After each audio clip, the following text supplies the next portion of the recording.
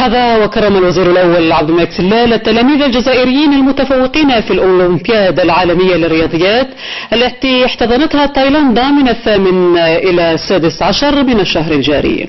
وقد تحصل التلاميذ الجزائريون على مراتب مشرفة في هذه المسابقة التي عرفت مشاركة أزيد من 100 دولة، حيث تصدرت الجزائر هذه المنافسة العالمية العريقة، تصدرت الترتيب مغاربيا في محل ثانية إفريقيا وثالثة عربيا. مراتب مشرفة إذن افتكها أبناء الجزائر في هذه التظاهرة العالمية، يستحقون عليها زيادة على التشجيع والتكريم العناية والاهتمام، تقول نسيمة يعقوبي. عندهم الأداة الكافية أنهم يحصلوا على ميداليات السنة هذه، ويكون ترتيب الجزائر يكون ترتيب ممتاز مشرف للجزائر. هذا اللي احنا قاعدين نتمناه. توقعات كانت في محلها، وتلاميذ النجباء رفعوا التحدي بعد الظفر بميدالية فضية وأخرى برونزية إلى جانب شهادات تهنئة. ومرتبة الجزائر اليوم الأولى مغاربيا، الثانية إفريقيا، الثالثة عربيا، والثانية 60 عالميا، من إجمالي أكثر من 100 دولة شاركت في الأولمبياد العالمية للرياضيات بالمملكة التايلاندية. هذا شرف لي، الحمد لله.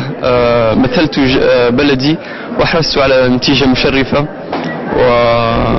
وأحس بشرف كبير. إنما هذا الإنجاز هو توفيق من الله عز وجل، وهو ناتج عن سنة من المثابرة والاجتهاد والتدريب.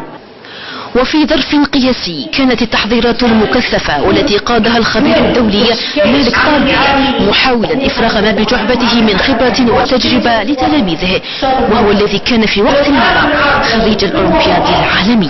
هذا يحفزنا على أن نكمل، وإن شاء الله العام الجاي نعود نشاركوا ونجيبوا أحسن إن شاء الله. تعني للمشاركة في أولمبياد الرياضيات تحدي كبير وإثبات المستوى في الرياضيات، لأنها تعتبر منافسة عالمية صعبة وفريدة من نوعها. ها هم أحفاد الخوارزمي يكرمون اليوم من تايلاندا، تكريم يليق بأبناء الجزائر ويؤشر أن للجزائر عبقرية ومستقبلا زاهرا.